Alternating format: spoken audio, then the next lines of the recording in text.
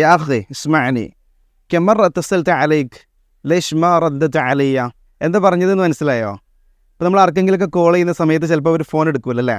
പിന്നെ ആ ഒരു ഫ്രണ്ടിനെ നമ്മൾ വീണ്ടും കണ്ടുമുട്ടുന്ന സമയത്ത് നമ്മൾ സാധാരണ മലയാളത്തിൽ എന്താ പറയാറുള്ളത്? ഞാൻ എത്ര പ്രാവശ്യം വിളിച്ചു, നീ എന്താ ഫോൺ എടുക്കാഞ്ഞത്? ആ ഒരു സിറ്റുവേഷൻ നമുക്ക് വരാറില്ലേ? ഇവിടെ ഞാൻ പറഞ്ഞത് യാ അഖി ഇസ്മഅനി, സഹോദരൻ ഞാൻ പറഞ്ഞതൊന്ന് കേൾക്ക്. കം മറ തസൽത അലൈക്, എത്ര പ്രാവശ്യം നിന്നെ വിളിച്ചു.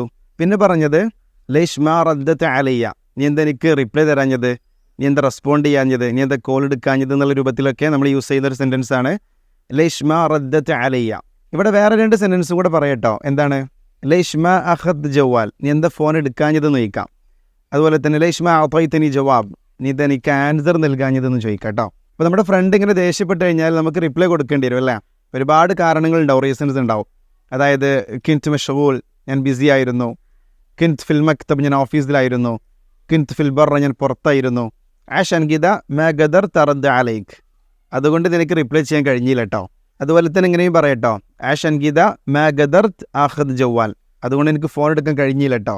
വലിൽ മസീദ് തവാസുൽ മഅന ബിറഖം വാട്സാപ്പ്, കോഴ്സിനെ കുറിച്ച് കൂടുതൽ അറിയാനും അഡ്മിഷന് വേണ്ടിയും താഴെ കാണുന്ന വാട്സപ്പ് നമ്പറിൽ കോൺടാക്ട് ചെയ്യുക. Gulf Arabic World. Speak Arabic proudly and confidently.